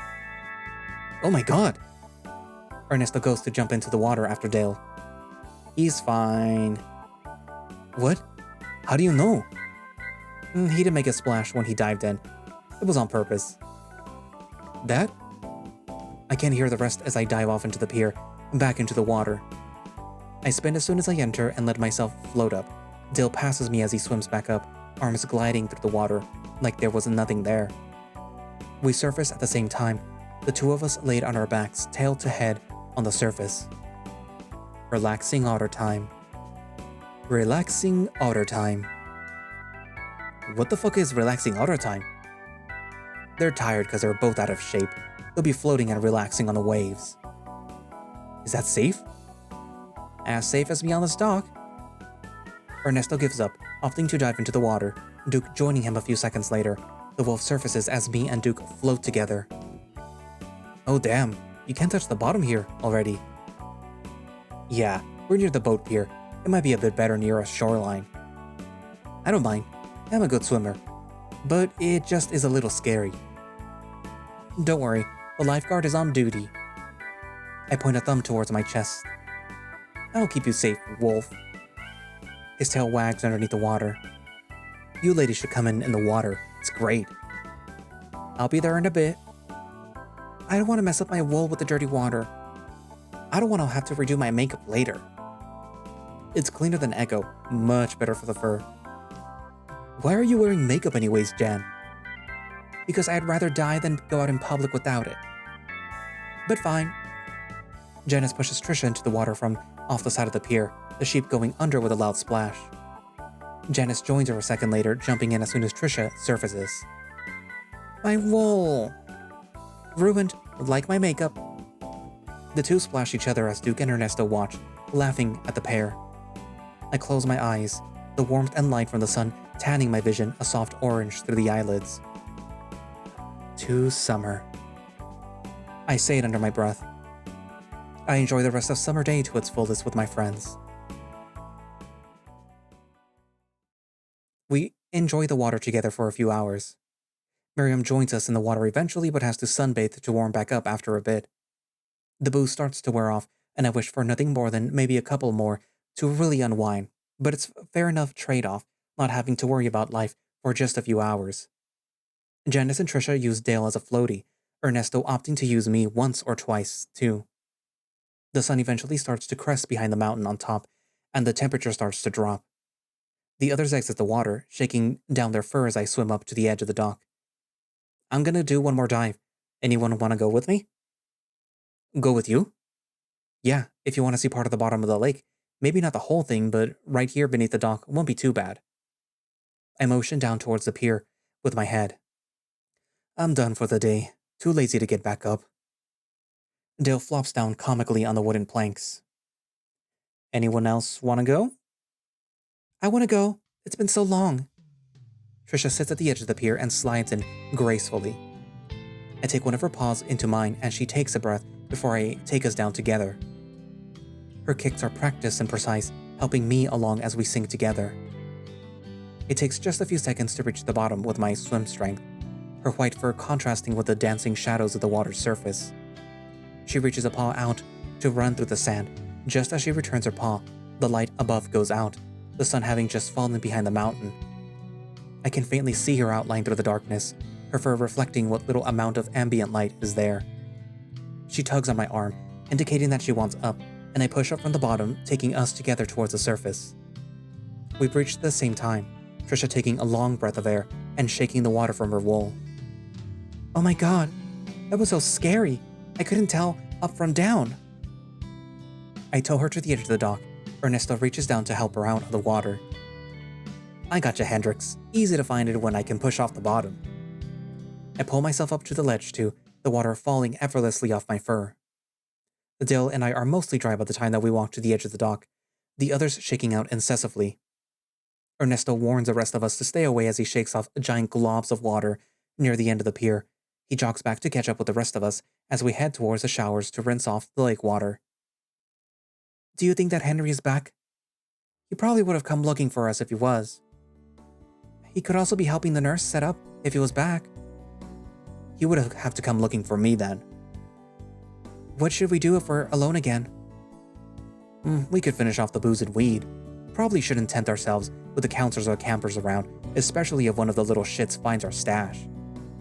If he isn't back tomorrow, we need to send someone down the mountain at the very least, see what's wrong or get help for us. I'm not sure I have enough gas. There's some jerry cans up here, but they might be bad. I'll go on my motorcycle then. Better mileage and it'll hold better with some semi-expired gas. Don't go alone, Ernesto. It's not safe. I don't think that we have a choice after tonight. The counselors are coming tomorrow and we don't know what we're doing. We should still get our money, but we need to make sure that no one else is gonna get hurt. No one is hurt yet.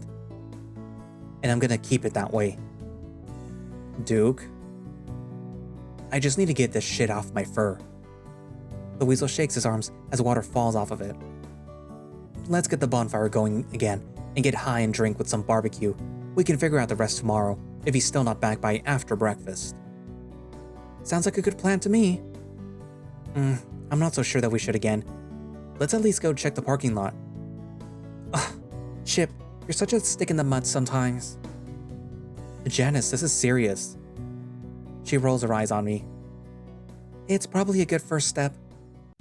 We check the parking lot instead of heading directly to the staff showers. He's not back yet. At least our cars are here.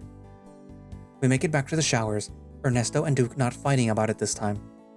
Duke's the first one to undress, holding his trunks up to the stream to help rinse them out. I think you really only need to do that with seawater. That's why I don't smell all the time. Ernesto removes his trunks, doing the same. You smell worse than those two, Weasel. You're just addicted to the otter ass. Duke's tone is lighter than his usual arguments. You're just mad that I can get some ass here if I wanted. Faggot ass isn't the same as pussy. Ass is ass. You're just jealous that you're not getting any. With who? The town's mom or the town's nerd? Their genes are also strong, good for home building and endurance. No thanks, I'm not a fan of fat girls. Duke looks towards Dale. Do you find fat chicks harder because you're fat, Dale? What? Yeah, I like skinny hot chicks because I'm a weasel. Duke pats his flat stomach a few times. And Ernesto likes faggots because he's a faggot. Just because you don't like girls with some meat on them. And Chip likes uppity girls with a complex because he's got something up his ass all the time. Aren't you dating Rachel? Duke ignores me completely. So, do you like fat chicks, Dale? This doesn't seem like the smartest conversation right now, Duke. And why not? Dale points towards the gap in the dividing wall. Oh. Well, I'm fucked. Duke turns off his shower head and wrings out his fur, walking towards the lockers. The rest of us finish washing in silence. We wind up back at the bonfire, Ernesto and Miriam getting the fire going as Duke sits icing his face. I didn't know a sheep could slap that hard. You knew Janice could. I did know Janice could. Janice walks back from the cooler, ignoring Duke and sitting next to me. She passes a beer to Trisha, hers already open. Uppity? Janice glares daggers at me. I did say it, babe. Duke did. She ignores me, turning her attention towards Trisha. Did the conditioner help with your wool, Trisha? Yeah, the water is definitely a lot better than Lake Emma, too. Thank you, Janice. The girls smile at each other, talking about their head fur to the point that I zone out of the conversation almost instantly. Miriam and Ernesto light the fire a second after I turn my head from the pair of girls. Let's get these weenies roasting. Did you get... Yes, we got the veggie weenies. Thank you. Miriam and Ernesto head off to grab the protein as Dale lumbers back from the cabin, joint in paw. Perfect timing. He takes a long toke, holding it in for a few seconds before exhaling. You guys want some? Everyone except Trisha passes it around, taking a long drag. It makes it around the semicircle a few times before Miriam and Ernesto make it back. They take a few drags themselves as the food is set out. Janice pulls on my arm and motions with her head. I pick up my can of beer and follow after her, heading towards her cabin. You better not fuck him on my bed, girl.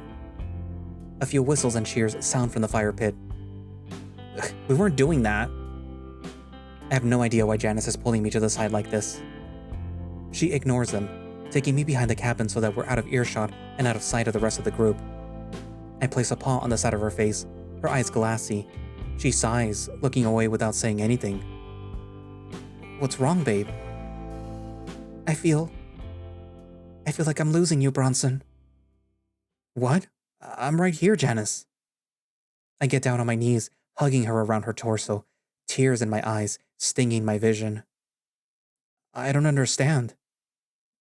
Ever since we came here, ever since you got on that wolf's bike, I feel like you're slipping away, like you're not always there, not always looking at me, like you're someone else. That's ridiculous, Janice. It's me. I'm Chip. That's what I don't understand. You're the same Otter, but something isn't right. When I look at you, sometimes it's like I'm seeing... Ooh, Janice. Him. Him? Him! You can't be fucking serious. You didn't see his face, Bronson. You didn't see the tire break his bones and his eyes and his... Fuck, his everything. Then you should know that it isn't him, it's me.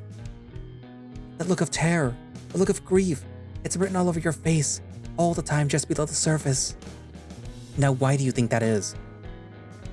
I grab her wrist. Why do you think that I look sad all the time, Janice?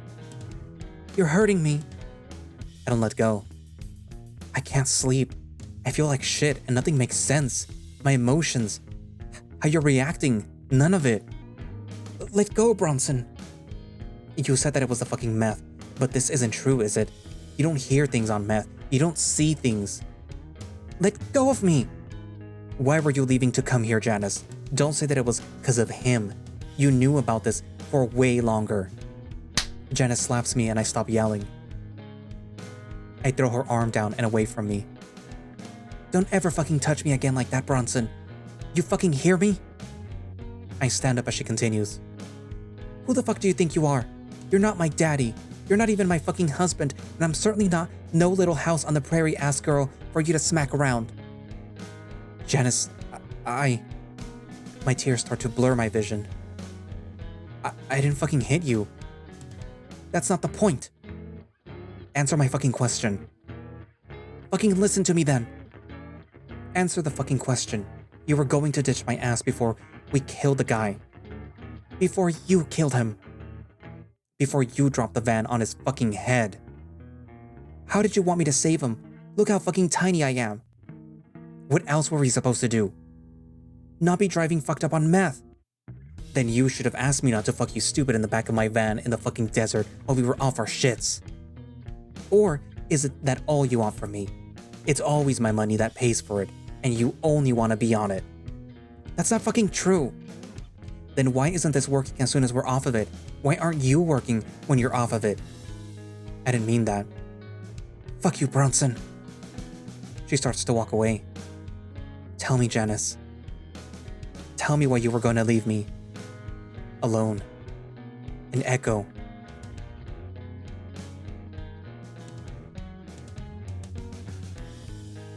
Because I hate it there. I hate having to work at that diner. I hate having to do the same thing every fucking day, and looking at you reminds me of all of it. Everything we've done. Everything we are. It's that fucking town. It's fucking us there, strangling us. Give us all that fucking meth and drugs and booze we could ever want, all to keep us stuck there. And if we don't, it just sucks. It just sucks so fucking much. He was the only thing to ever happen in that town. He was the only thing that ever made me really sad. And I needed a break, okay? I needed a break from everything. Why from me, Jan? What did I do? You're everything wrong with Echo. You're the poster child for all of it. The hick son of a family with too many children. The body-breaking labor. The fucking drugs. It's all over your face. There is 100 of you stuck in Echo. Stuck in Echo for generations with no fucking way out. The Bronsons were there from the beginning, and they'll be there till the end. You want a break, Jan? Is that what you want? A break from Echo? Yeah, it is. Then we're taking a break. A permanent one. What? It's over, Janice. That's not what I walk away from her, too ashamed to think about what I just did. How I just threw away that relationship that we've had for so many years. How I blew up and made things worse than what she wanted. How I hurt her. How I'm no fucking better than my pa. Everyone else just watches as I storm past the bonfire, grabbing another beer from the cooler before marching back down to the men's cabin. I down the beer in a few seconds, throwing the empty cup in the corner. My bed sheets are cool as I crumble onto the old mattress. And I start to sob. Fucking Janice. Why? Why did I do that? Why did I hurt her? I won't ever forget the look on her face. I pass out in my bed shortly after. And that's where I'm going to leave it for today. Chip. This was bound to happen eventually, and I'm actually surprised that it didn't happen in the Dale route, but considering how it ends, it kind of made sense that it didn't end that way. Or at least, the relationship didn't end that way.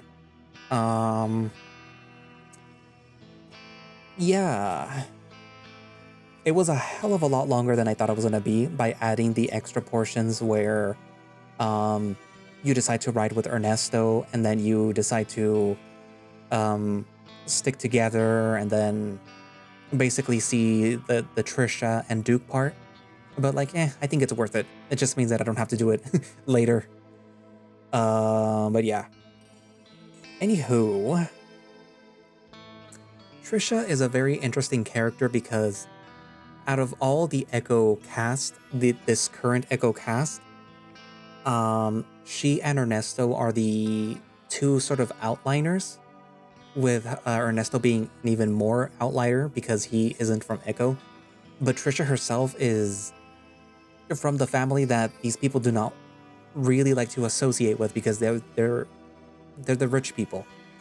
And it is true what Chip was trying to tell her, that like the life that you experience is not the same that we experienced, and even including Ernesto, because we come from normal, like poverty to like middle class, and you're upper class. You're fancy, we're normal. And she kind of doesn't get it yet. And like the whole like waving her money around probably grated these people as they were growing up, to the point where they're like, oh, it's Trisha again. Like, ugh, I don't want to hang out with her. It's like, oh, she's younger, so like, let's ditch her or whatever. But in reality, it was the fact that like she can wave her money around and these guys can't. The situation that they're in, even in Echo, is different. Trisha, because of the money that she has, doesn't have to go through a lot of the horrors that you go through when you're growing up in Echo. And even if it's not a supernatural horror, it's, poverty and the drugs and stuff like that. And that's not to say that rich people don't have, to deal with drug habits or whatever, but it's like, the reason they're on drugs is because they live in Echo.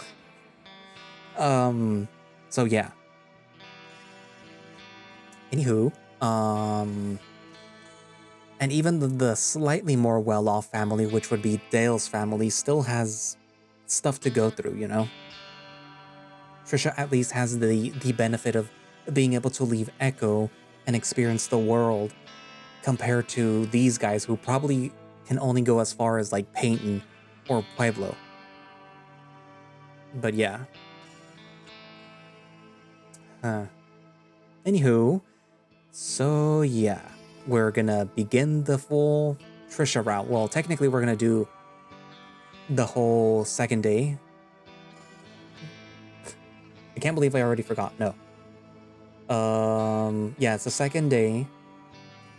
And no, wait, is it? No, this was the second day, right? I don't remember. Anyways, but yeah, the shenanigans will begin. And this time around, Janice and Chip are not together, so I wonder how that's going to change the conversations and stuff. Anywho, so yeah. What are your thoughts? Write it down in the comments, and thank you all for watching / listening. If you would like to play Camp Ash yourself, you can do so by going down to the link in the description, which should have a direct link for the itch.io page where you can download and play the game yourself.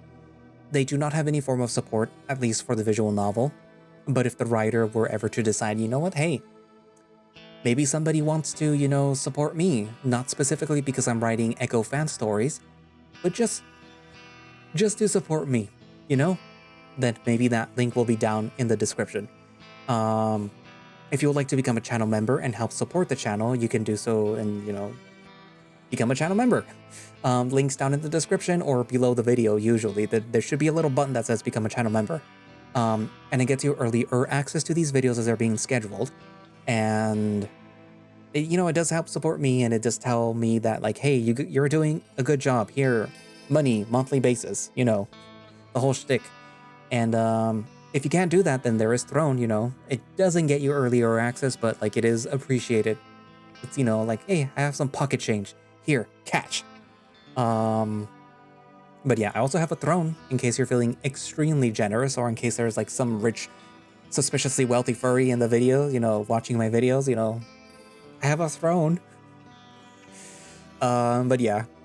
Anyways, so I guess that's it for now, and I will see you in the next one. Bye-bye.